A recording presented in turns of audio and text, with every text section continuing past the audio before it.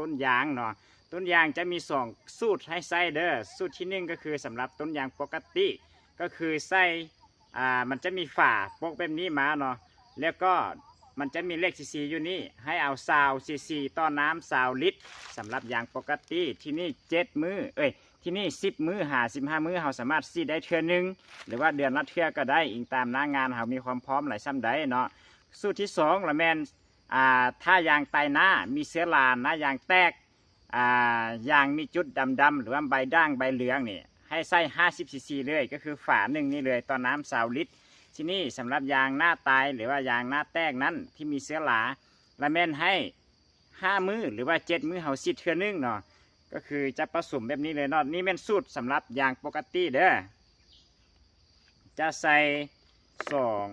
จะใส่20 cc ต่อน้ำ20 ลิตรเนาะอันนี้ก็คือเปิดใหม่ๆสาธิตให้ทุกคนเบิ่งเลยเด้อข้างในมันจะเป็นสีเขียวๆแบบนี้เนาะ20 cc ก็คือจะฮอดเลข20แบบนี้เลยแล้วก็ผสมเส้นน้ำ20 ลิตรเลยทีนี้พวกเราจะมีสำหรับการใช้เป็นซุดนำเนาะก็คือกิ้งคำผสมกับกิ้งคำใบยกอันนี้มันกิ้งคำนี่มันกิ้งคำใบยกเด้อตัวนี้แม่น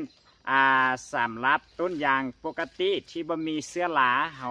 ฟื้นฟูบำรุงหรือว่าใช้กับยางตายหน้าตายที่บ่แม่นเกิดจากเชื้อราที่เกิดจากการขาดอาหารใช้ตัวนี้